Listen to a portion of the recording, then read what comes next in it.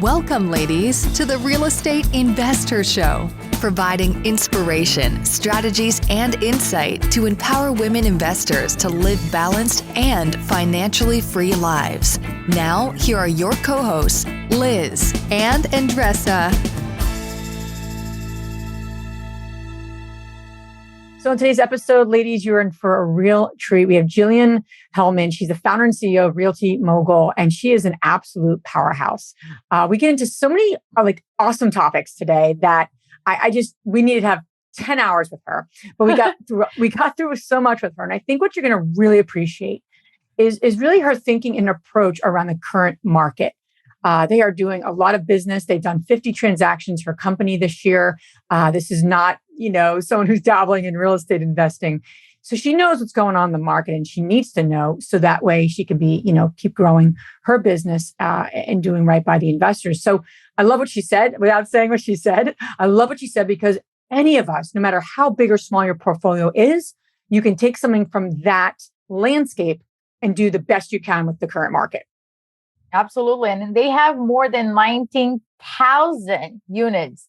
So they create their own data, right? As Liz said, she's running a big company and she is the CEO. She has a lot of things going on. And we talked about self-care as well. How does it look like for her? How did she make the decision to shift when things were not looking like as she wished? And how can you live the life that you want? Start thinking about this right now. We have some very powerful questions that we can ask ourselves now, not tomorrow. So enjoy this episode. Hey, everyone, this is Liz. And this is Andressa. Welcome back to the Real Estate Investor Show, where we are on a mission, right, Andressa, to empower women to live a financially free and balanced life. That is what we're up to. And that's what creates the purpose behind everything we're doing now, correct? Indeed. So, so excited to have Jilliene on our show today. We have had her on various speaking opportunities of throughout our community, and just so excited we never had you on our podcast. So really excited to have you on today. Thank you for your time. And we're just got an absolutely amazing background and just knowledge base. Just get ready. Just get ready for just tons of amazingness coming from this woman. She's a powerhouse. So thank you, Jilliene, for making time to be with us today. Absolutely. Thanks for having me. Excited to jump into her because I learn always things from every time I've talked to Jilliene or I've heard her speak. I have so many takeaways. So personally, we're going to jump into Jilliene's story here in a moment. Andressa and I, every time we come back with all of you, our amazing listeners, our amazing community, we like to share just a quick tip, something useful, hopefully, that you can bring into your our three pillars: either your investing business, running your investing as a business, which is very important. So we focus on business, and obviously self-care, right? Doing it in a way that works for you. And it's not just crazy. So those are the tips we try to focus on, right, Andressa? And you Indeed. are on this time. So what do you have to share with us? So this morning I took my son to school, and on the way back driving, I was the neighborhood is very beautiful. Have the different houses and nature around it, and then it dawned to me that I felt very grateful for the life that I have right now. And then I started thinking about a couple of years ago, I think about 2 years ago, more or less, I did an exercise where I wrote down how my quote unquote ideal perfect day would look like. How would that look like? So I would wake up in the morning and there was a specific neighborhood that I would like to be at. I didn't want to go into traffic. So convenience to drop off my kid at school was something that I really wanted to do, and then come back and I decide my what I do with my day. Nothing crazy. It was and I have the paper and I looked at it and I was like, I am literally living that right now. And it came like I'm super grateful for it. And I understand what a privilege to have the time to pick up my kid at school every day and have a conversation with him on the way back home. How many people out there don't get to have that one-on-one time or do that or whatever it means to you.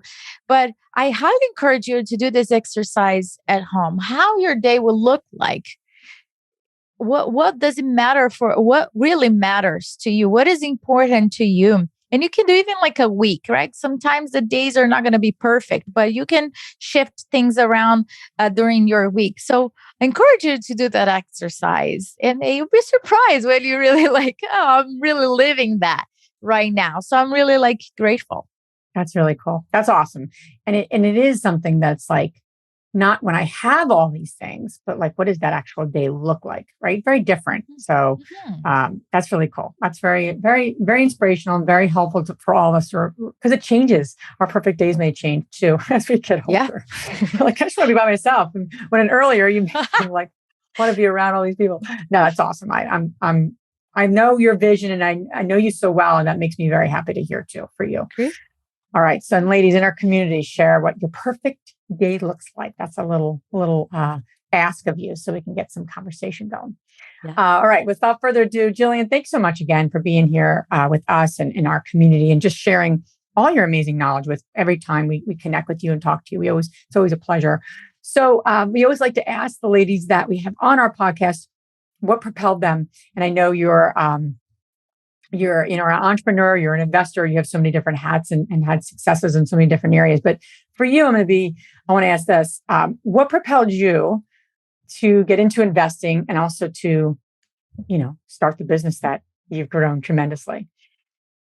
Yeah, I think I was just sort of wired for it as a kid. I was the kid who at 8, 9 years old was reading Rich Dad, Poor Dad. Like if you asked me who my favorite author was when I was 10, 11, 12, it was David Bach, right? Who writes about like retirement strategies, literally as like a 10-year-old child. It sort of, made no sense. But that was just what I was into. I was into compounding wealth and into understanding, the money business as my family, would call it at all of those dinner table meetings. So I just was fascinated by it as a child. I read a lot. My family was in the real estate business, so I definitely had a head start. My grandfather had built a property in Los Angeles.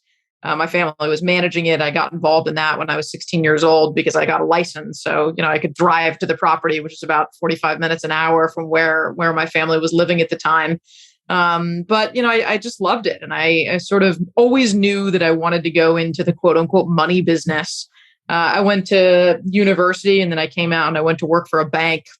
I actually enjoyed working for a bank. One of those weird entrepreneurs that actually was a good employee. You hear of a lot of entrepreneurs who were like awful employees and got fired and they sort of went into entrepreneurship because they had no other choice. They were unemployable. That wasn't me. I'm relatively structured. And so I had a really great career at the bank, but always knew that I wanted to start a company. Always knew that I wanted to go into real estate investing. I actually tried to get a job in real estate. So this was almost 10 years ago now, which was really before like the women's movement in real estate, really before there was, real push to diversity. I think if I had tried to get a job today, I probably would have gotten one, but no one would give me a job. And I don't think it was because I was a woman. So, I sort of made it sound like that maybe, but I don't think that's why I was. I think it was because I was so far along in my career. I was a VP at the bank and I had some real estate experience. I was involved in doing 2 bank takeovers during the great financial crisis when everything just went to crap. And we did 2 FDIC assisted bank transfers. And I was very involved in sort of sorting through that real estate book and figuring out which loans do we want to keep, which loans do we not want to keep. But I didn't have any traditional real estate experience. I was never, an analyst. I didn't go from an analyst to an associate to a senior associate to a VP. And so suddenly I found myself as a VP in banking, unable to get a real estate job. And I tried to go backwards. I tried to go from being a VP to being an analyst, even with like a huge pay cut, right? I mean, at a VP level, you're making, $250,000. At an analyst level, you're making $65,000. And I said, like, I don't care about the money. I just want to learn, right? And how can I learn this business? And how can I go work for someone that I really respect? And for, probably 9 months, I tried to get a job. In real estate specifically. I tried to move within the bank in real estate. And I went to my boss and I said, look, I'm going to leave. I want to go do real estate. Can you get me a job in the real estate department? And, they couldn't do that. Tried to apply for all these jobs. So I just said, forget it. And it was about that time when the Jobs Act came out, which is kind of the piece of legislation that predicated the business that we've built today.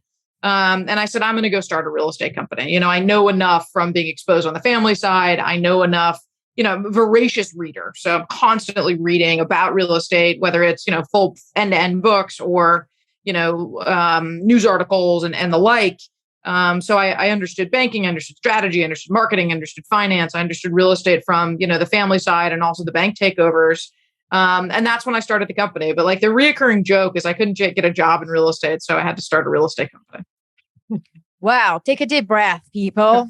Let's talk about it, right? If Jillian couldn't find a job in real estate, we are having a problem here. So Jillian, after years, right? I'm looking at your bio here. So you built a digital platform to invest in over 4 billion of real estate value and about 65% that in multifamily and more than 19,000 apartment units. So let's break that down. Did you have that vision when you started? Because a lot of women don't get started if they don't have the entire plan figured out.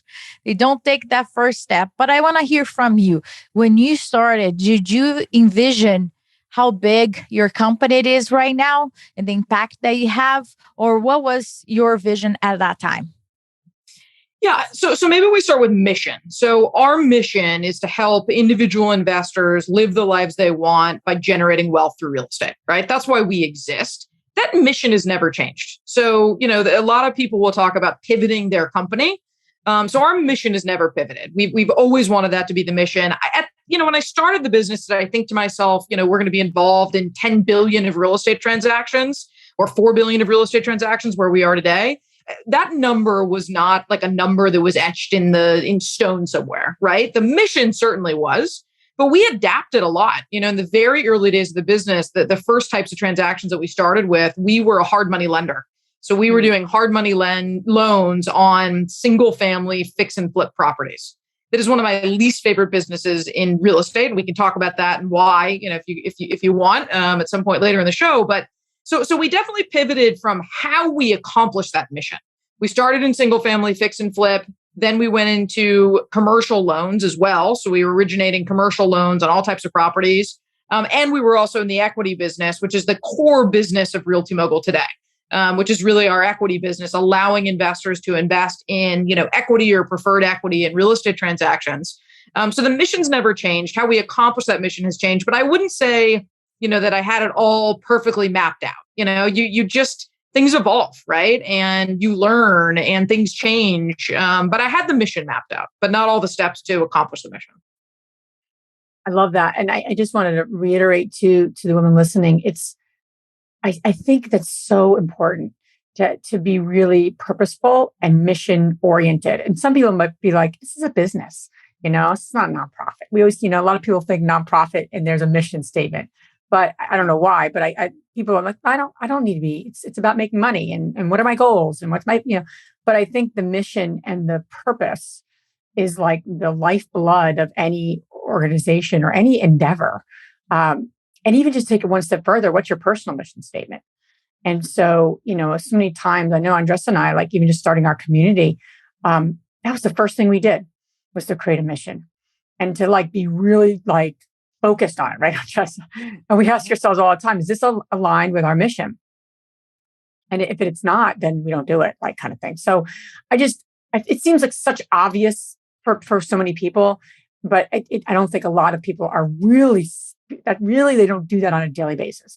They're very clear on their mission, very clear on their purpose, and they literally use it as a guiding light to navigate where they go and how they do it. I just don't think a lot of people do that. Enough people do that. So just want to reiterate that and just speak to that. So a couple of things, as we dive into your story, you have been so amazing to share a lot about kind of forecasting. And I know you don't have a crystal ball, but I'm really curious to get your insight into what's happening in the current market. And I know a couple of things we talked about last time, even just in our conversations, is multifamily, how hot multifamily is. So I'm curious to just get your insight into just the general marketplace, what you're seeing, now and where you see it going, especially for, women that are listening to this. They're ramping up. They could be in various types of niches. But what are you seeing on your end in terms of where our listeners and our community can be mindful of that kind of global, not global, but that landscape, that economic landscape that you so eloquently share? And I know you know tons about because of what you do in your business. So it's a big question, but I want to get your insight on that. I want to make sure we go there. Yeah, overarching, I'd say it's a scary time to be thinking short term. My belief is that real estate is one of the best risk-adjusted returns and asset classes in the country, but you should have a long-term perspective, right? So it's a very scary time to be investing right now. And the reasons are that we've really never experienced an economy like this before. Like, we should have seen a market downturn during COVID, and it didn't happen. Right? It didn't happen because the Feds pumped trillions and trillions of dollars into the economy, and we printed, I think the quote is like an additional 30% of the monetary supply. Don't quote me on it, but it's somewhere in there. So, we've got incredibly low interest rates. We've got the prospect for inflation, but who knows if we're actually going to see hyperinflation. We've got, a federal government who has shown us that when there's problems, they're willing to print money, which in the short term is not such a bad thing, right? Don't get me wrong. Like, we should keep people housed and we should keep people fed. We're, the wealthiest nation in the world. But over the long term, that can start to get very scary because it debases the currency, right? And I think that's a big reason why, crypto is so exciting for people right now, is because you're seeing a debasement of the US dollar. And not to, go into an aside on crypto, we can later if there's interest. But so macro, I think it's really critical to have a long-term view of real estate. Over the long term, I'm incredibly bullish on real estate. And I think I probably will be, for the remainder of my career.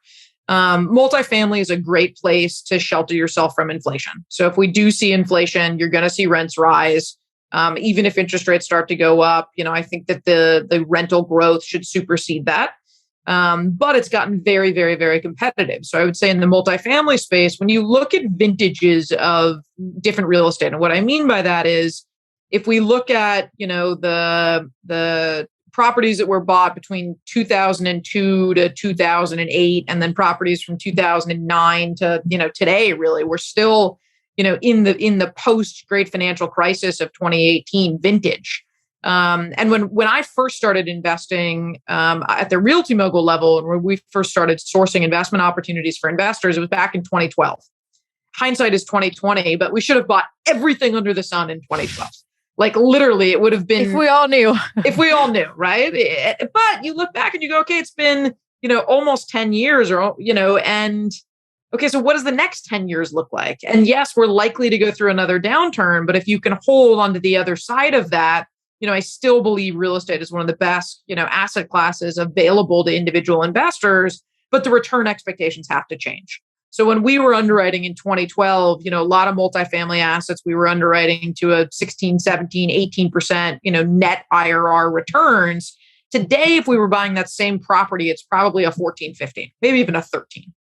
But when I look at the other available avenues for, me to deploy capital on a personal level, I don't know where else to go, right? Even if returns have come down 2 or 3 or 4%, outside of having some exposure in the stock market and outside of having some exposure maybe in alternatives or venture or, private equity, if you have the wealth to be able to have that kind of diversification, I still think even at a 13, 14, 15 in multifamily, that's still the best risk-adjusted return that I know how to deploy my capital in. So even though those returns have come down. So I would say, I think returns are going to continue to come down because of the competition. When I started RealtyMogul 10 years ago, or almost 10 years ago, I think that real estate was an alternative asset class. Today, I no longer think that real estate is an alternative asset class. And as much as I'd like to pat myself on the back and say I was, part of that, I'm like a minuscule part of that, right? RealtyMogul is a minuscule part of that trend because a lot of it is driven by, these big pension funds, these big endowments, these big sovereign wealth funds. But in lieu of real estate no longer being an alternative asset class, there's more and more competition. So that's bringing returns down. And pricing has been brought down, pricing has gone up as a result of that supply and demand imbalance, but also as a result of interest rates. So it's a really, really fascinating time. I like long-term business plans. I like the idea of holding through another recession. One of the strategic decisions that we really have been pushing really since 2016, which is kind of hard to believe because we thought that there was going to be a recession sooner than there has been, right? There really still hasn't been one in real estate. But we said, if we don't want to hold any of our assets through another cycle, we should be selling them. Right. And so we started on this sort of divestiture chain. Now we have another thesis, which is if we don't want to hold something because we're concerned about the climate change risk, we should be selling it. So we're working on selling some coastal assets now, which is, another thesis. But I think in general, I still don't know a better place to deploy my own personal capital. And I think long term, real estate's going to do very, very well because of the, likely inflationary pressures. But I'm afraid of short-term business plans. I'm afraid of, being able to predict the market in the next 12, 24, 36, 48 months. That makes so much sense. And I think that we can mitigate our risk much more when we're thinking about that. And it's not like a formula, like one thing fits all, right? It's what, as you're saying, now you're thinking about, climate change and other line items that maybe was not on the table a couple of years ago. I want to also talk about, you mentioned the possibility of rents going up. However, places like Brooklyn, New York, the rent control. So you mentioned that there are quote unquote challenging projects. And so share a little bit about how you handle that type of situation. If you already own it, you're getting ready of those properties, or you just want to ride the wave until a better opportunity comes up. Yeah, politics are very dangerous in real estate. I'd say that's one of the key lessons that I've learned over the last decade that I don't think I appreciated as much a decade ago. And there's been a lot of change in politics over the last decade as we don't have to talk about Republicans and Democrats or anything of that nature. But we own a variety of properties in Brooklyn, New York. The business plan for those properties, they were rent-controlled properties. The business plan for those properties was to buy out the tenants and push rents to market. And the government came in, or the state came in, and effectively said that's illegal. You can't offer people money to leave their home, even if they want to go, right? Even if you want to go pay someone, $100,000, which might mean life-changing money for them, and it's their choice, and they, in my opinion, should have free will. That is now illegal, right? And so, did we make a mistake underwriting that originally? Was there some way that we could have foretold that? It's one of those things that just some of the risks that you take in real estate investing, I don't look back at that. I'm not upset at our underwriting. I don't think that we made a mistake. It's just, there's real risk in real estate investing, right? And sometimes it's property risk, and sometimes it's climate risk, and sometimes it's political risk. And, we ended up being on the wrong end of the political risk there. And so the most critical thing is communicating that to investors, right? Not hiding, not pulling the covers over your head. It's pick up the phone, explain what's happening, explain that is, an asynchronous risk that happened on this transaction, that you're working through it. But New York is fundamentally screwed because of this. It makes no sense to be an investor there. It makes no sense to put capital into these properties. And a lot of their properties are, 100 years old.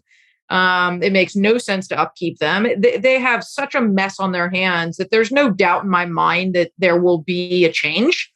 The question is, how long does it take, right? And that's when you have to make the decision of, are you better to hold on, or are you better to try and salvage, as much capital as you can to go redeploy that capital somewhere else where it may be put to better use? And that's really a decision that you have to make on a deal by deal basis, right? You have to look at the economics of the deal. And it's not only the deal, a lot of it is also the financing, right? Do you have a 5-year interest only loan where the property is cash flowing as a result of that? Do you have an amortizing loan where, now you're having to pump money into the transaction?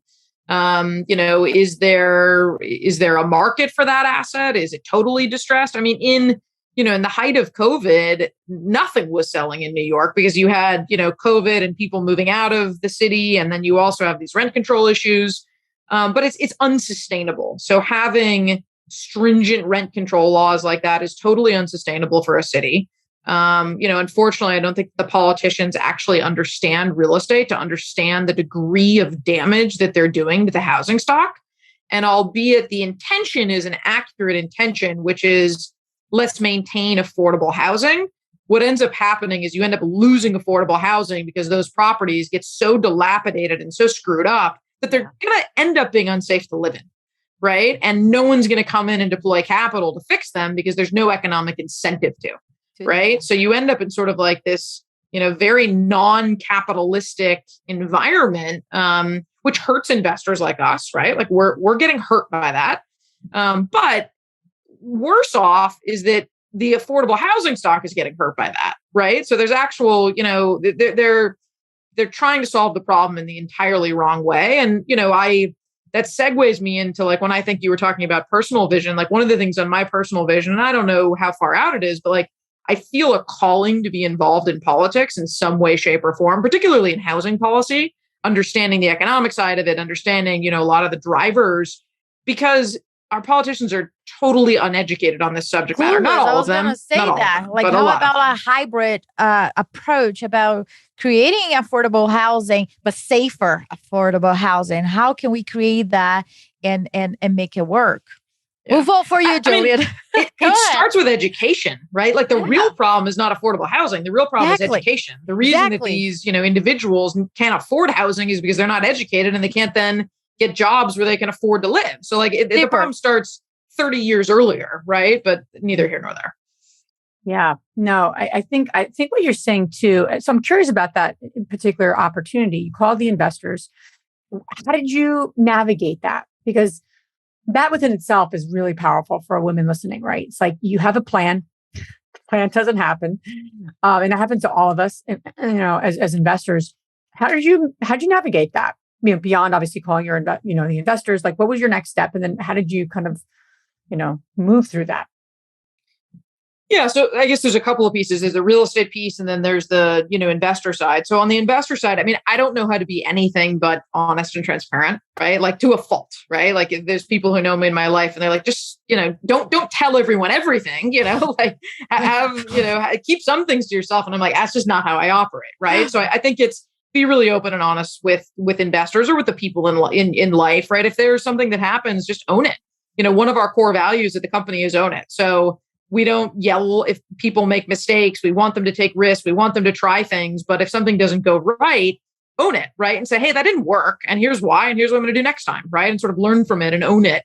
On the real estate side, again, every deal is slightly different. But, we started with brainstorming sessions. So what are all of the things that we can do to make this right? How do we, the challenge with New York and the rent controls is, I think, as we all know, and inflation's a big driver of this, expenses are going up, right? So, and costs are going up. So the cost of, a refrigerator has gone up $75. The cost of an oven has gone up, $35. The cost of an air conditioner has gone up $150. The cost of labor has gone up. So your expenses are going up. And meanwhile, because of the rent control laws, you can't push rents as fast as expenses are growing. So you're inherently upside down, right? And the longer that you go upside down, the worse the problem gets. So, we did a series of brainstorming sessions. What does this look like? How can we cut expenses? Can we put a new property manager in? Can we refinance the debt? Are there other opportunities? Are there government assisted programs that we can look at? How do we tackle? And also what was going on a lot in New York is even with the rent control laws, people were choosing not to pay rent because of COVID. And because of the eviction moratorium, which was at the federal level, but then there's also, at the state level, and New York is one of the most renter-friendly states.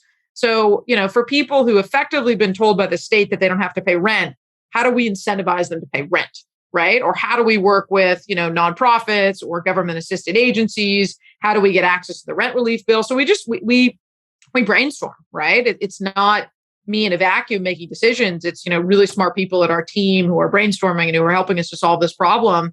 And then one foot in front of the other, So in one of the Brooklyn assets, we extended the debt on an interest only basis. So, the property continues to cash flow. And we hope that we can wait out, there's a case right now. I don't know at what level it's at, but there's a case right now where there's a consortium of very large owners in New York who said, this is unconstitutional. You, Mr. and Mrs. Government, have stolen from us because you've inhibited our ability to actually turn this into, a financial asset that we used to own, and you've degraded so much value that, you've stolen from us. And so, there's one part of me that wants to hold on until that can work its way through the court system. And, hopefully logic will prevail. And then there's another part of me that says, you can redeploy that capital in places that you can earn, a good return today. And is that the better solution? And so it's weighing those choices amongst each other, given all of the other facts, given where revenues are, given where rent collection is, given where expenses are, given where, CapEx budgets are. I mean, the really sad thing about some of the Brooklyn assets is we had very deep CapEx budgets. We were going to go invest, hundreds of thousands of dollars into these assets to make them more livable and to make them, more climate change friendly and to, improve the housing stock. Well, suddenly we're totally disincentivized to do that. So immediately we stopped CapEx, right? We're not going to go put money into a property that we can't recoup. That's just a poor financial decision. So you have to weigh all of those things. Yeah, no, absolutely. And, I think about what you said, and it's a really helpful for the women listening too. It's like, it goes back to your earlier conversation around the conversation around, do I want to hold this property during the next downturn? That's like such a powerful question, which you can totally, relate to the conversation you're going through, the brainstorming you were going through with your properties in Brooklyn. But like, I'm going through that. We're up in the air on whether to sell an asset here in New Jersey. And me and my husband have had multiple conversations about it. And the last conversation I brought to the table, like, what is our long-term vision, personally? And how do we get there with this asset or something we redeploy that money into? And so, and it's really tough sometimes when you have a lot, you've invested a lot in a property, you've invested a lot in an area, and you really want to see it get there. And it's going to get there at some point. But you also have your other financial goals, personal goals, business goals. And so that's, that was some of the conversation, but it also comes down to very basically, and something that we're working through personally is just, where do you want to spend your time, money, and energy? And I think that's a question we have to constantly ask the business, certainly, but ourselves, right? Where do we want to spend that time, money, and energy? And is it going to get us where we want to go, long term? So it's not easy sometimes. Like, do we just sell an asset or not? I don't think it's that flippant, and I think it's a process, and you really have to keep the long term in mind. Women listening that are kind of dealing with that as well, and also look at everything around it as say, okay, is this going to get to my goals? Not just financial, time, everything, even how you started, Andres, at the beginning of the conversation, right? How am I spending my day? Because there's a managing piece. So I just wanted to make a note of that for the women listening. I think it's so powerful to consider and ask those questions. And you said something really beautiful, sounds like you have such an amazing team around you, which is so helpful and so important. Women, ladies, if you don't have this powerhouse team built yet, you do have a powerhouse team. You have our community. Don't figure this stuff out yourself. We've got to stop figuring this stuff out ourselves because it could be overwhelming. So I just want to make sure, just sometimes we think we need to have this like team that everyone's on payroll and everyone's an owner. Well, no, your team might just be women that care about you and that have your best interest in mind. So I wanted to mention that. Don't forget, have each other's back. Andres, I know you want to probably say something too. I know. Yeah, no, I would recommend like at the beginning, you can have the community, but start hiring people, buying people's time as you build your team because it's inevitable. My goal is to replace myself.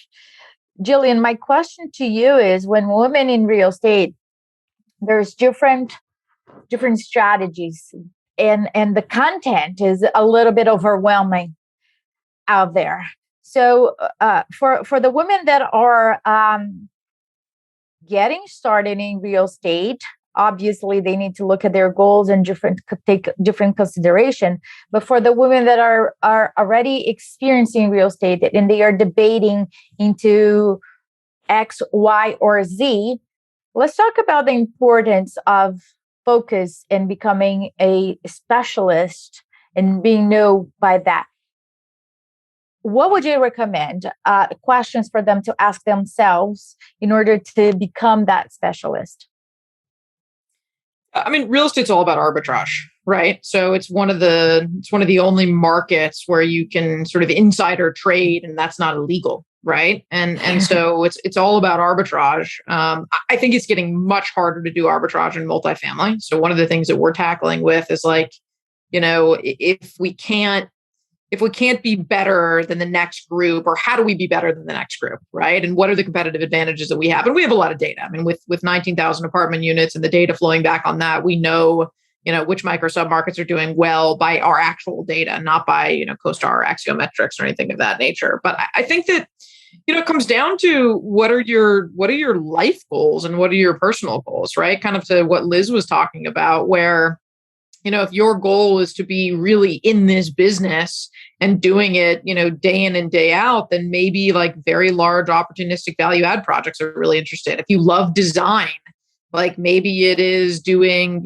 sort of like an Airbnb thing where you're doing interior design of all of those units. If you sort of want to set it and forget it, well, maybe it's triple net, credit assets, and you should go become a credit specialist. If you love math, you may want to focus on one piece of the market that's different than if you love, interior designing, as an example. So I think that it's figuring out what your strengths are and also figuring out what your goals are. Is the goal just to make money, or is the goal to fulfill your time with something that's, really fulfilling and really fun and really exciting? I mean, like I love math, right? I'm a math nerd. Like I still go deep into Excel financial models, which drives our, analysts and associates nuts. They're like, as the CEO, like you shouldn't be doing that. And I'm like, it's fun.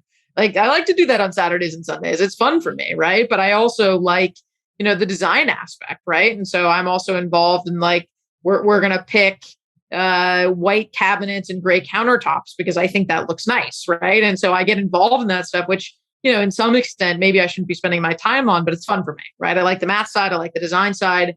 And I also like the credit side, on the office deals that we're doing and the triple net deals that we're doing, I also will dig into the credit. I mean, there's nothing, this is going to sound super nerdy, but like, there's nothing more fascinating to me than 1Ks and 1Qs and being able to find these little nuggets of information about companies. I mean, when I first started RealtyMogul, I probably read 21Ks and 1Qs of publicly traded REITs, right? Just to learn, like, what are their strategies? What are they buying? What are they selling? How are they doing it? It's insane what you have to disclose as a public company. So I find that to just be totally fascinating. But to answer your question more directly, I think that people need to figure out what is their strength, how can they play to that strength, and what's their end goal. And then by figuring out your strength plus your end goal, combine those two together and figure out the vertical within real estate that's going to be the most fun.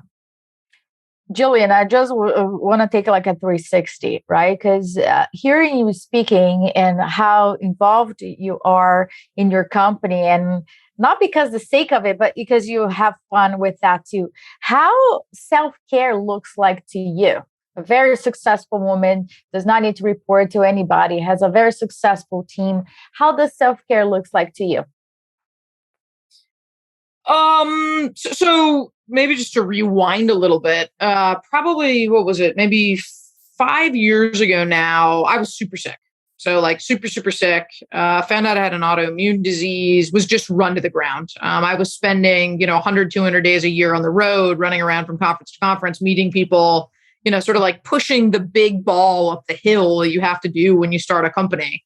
And I was totally fatigued. So Monday through Friday, I was working, probably 75, 80 hours a week. And then Saturday, Sunday, I was literally in bed. Like I was too exhausted to get out of bed, totally depleted, adrenal failure, like thyroid issues, just like a total wreck. And so I got very, very interested in functional medicine. So I'm a huge believer in functional medicine, which is treating the root cause as opposed to treating the symptoms. So I got debilitating migraines. I was hospitalized for migraines. And so my functional medicine doctor said, like, literally wrote on a prescription pad, weekly massage. Like that was the prescription. So that's probably the most important thing that I do is, weekly or biweekly massages. Like I hold all of my stress and tension in my neck and my shoulders. So that's a big part of my self-care routine. And then above and beyond that, it's, supplementation. So I'm a big believer, majority of America is vitamin D deficient. That's like, if I was going to say everyone should take one thing, that's it. I'm not a doctor, talk to your doctor, et cetera. But I'm a big believer in supplementation, and then just eat healthy foods, like eat real food, eat fruits, eat vegetables.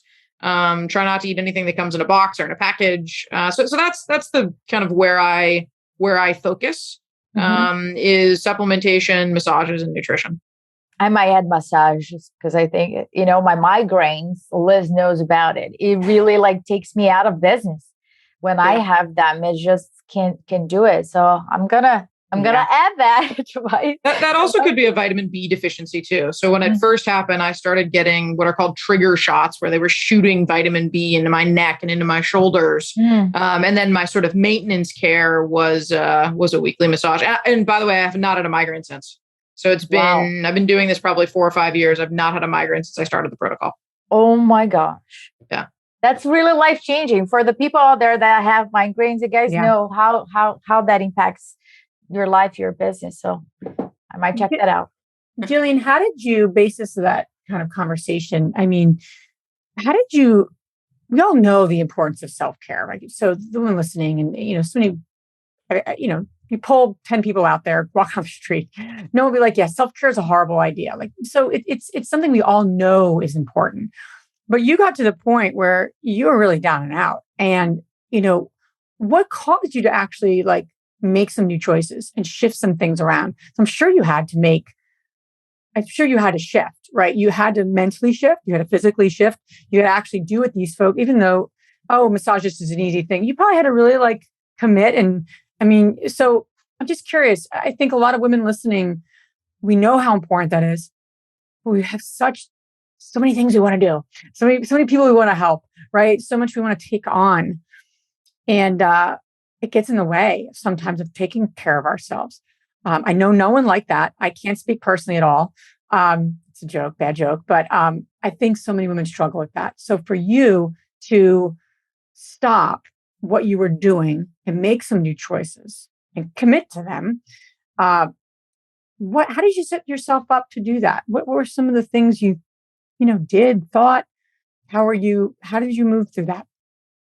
I mean, I was debilitated. So like, I don't really think I had a choice, so I don't have a great answer to this because I wasn't one of the, wise ones who didn't allow it to get to debilitating before I handled it. Sure. But, I view that as one of the greatest gifts of my life because now I'm super into functional medicine. I sit on the board of a functional medicine company called Next Health. And I've helped a lot of people through the experience that I've had. Like anytime I have an employee who's having reoccurring health issues, I ask them like, are you open to me sending you my like health Bible document? And sometimes they say yes, sometimes they say no. Obviously don't impose, if they say no, most of the time they say yes. And I'll say, go get these 15 tests and start doing these things. And this is what really helped me. And like, it's transformative, right? For individuals.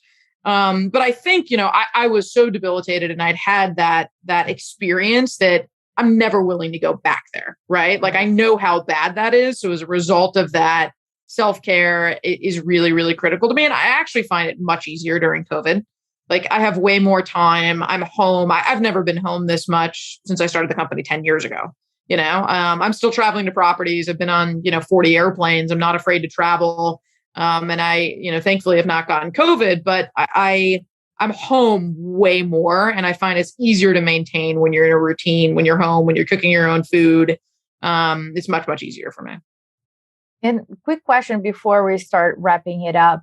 I'm curious about your circle, like your core. Who do you rely on? Is it a group of friends? Do you have a core team? Do you have a board members? Who do you rely on when things are, as we move through phases and aim to reach new goals, we have questions or not quite technical questions. I'm going to talk about that, but who is your support system? Yeah, I'd say my greatest support system outside of, immediate friends and family, which are very important in my life, is I'm a member of Young Presidents Organization, which is called YPO. And it's kind of like your own personal board of directors, right? So that's been very impactful in my life. The idea in that sort of network is that you share the 5%, right? What's the 5% of your life that you wouldn't otherwise share, right? That you're not going to talk about on a podcast, that you're not going to, maybe share with even friends and family that are the closest to you because it's embarrassing or, you just don't want them to know. So I'd say that that's been a really, really important part of my life and an important part of my network and circle. Wonderful. I love that. And you know, what's so helpful, that what you're saying too, and it's such a great point to think about is, I think so many times we think, oh, well, once you get there, you don't need that as much. Or, you know, it's almost like but everyone, no matter where you are in life, needs that circle of people who have your back and can help see things that you may not be able to see.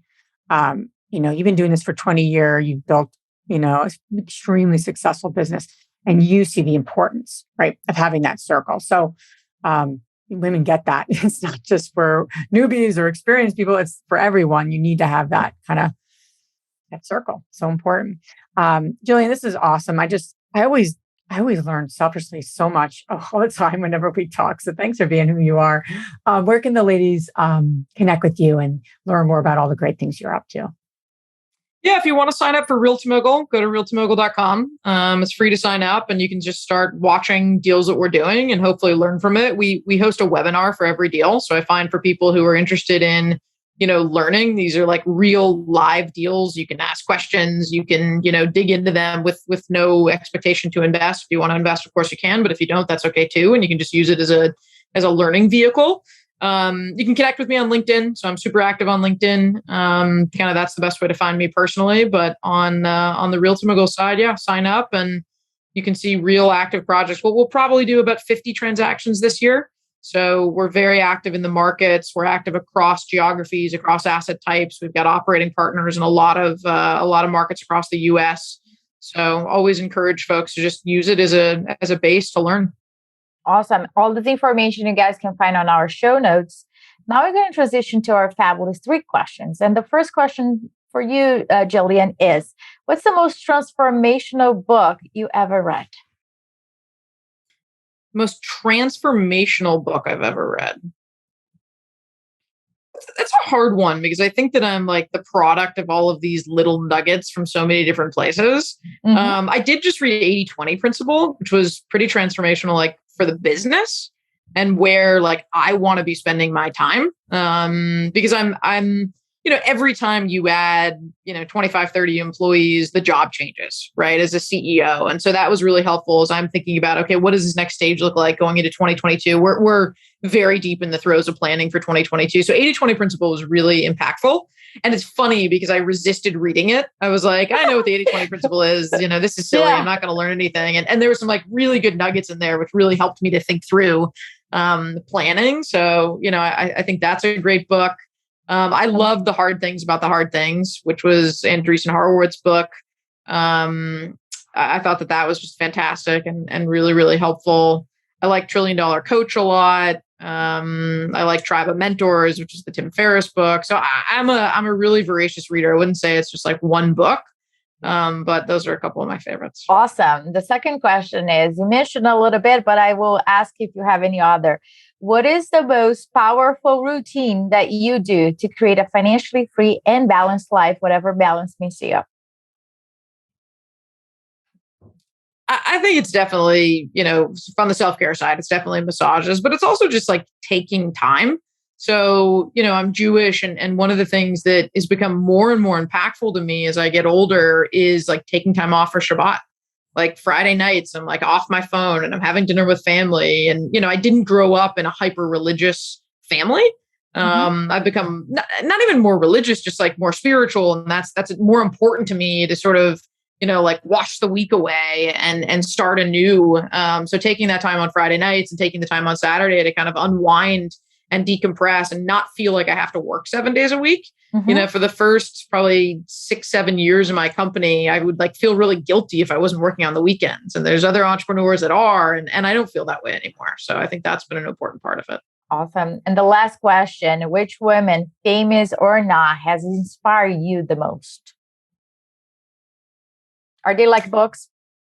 Yeah. I mean, this one's probably my grandmother. Yeah. I you know, probably not like books. It's probably my grandmother. I mean, definitely the most generous person that I've ever met. So I think that's my grandmother. Why is your grandmother? Why? Generosity. Just yeah. I mean, an amazing soul, an amazing human being, you know, taught us generosity, you know, as young kids. And so that carries with me a lot, right? Of like, who do you want to be when you grow up? And I point to her as like someone who's generous, someone who's kind, and also just ultimately patient. Like just total patience that, I strive to be that level of patience someday. Awesome. Jilliene, thank you so much for sharing your wisdom and who you are and how you've created what the amazingness that you've created. So thank you for being with us. Thank you for sharing everything you did with our listeners and our community. Really appreciate it.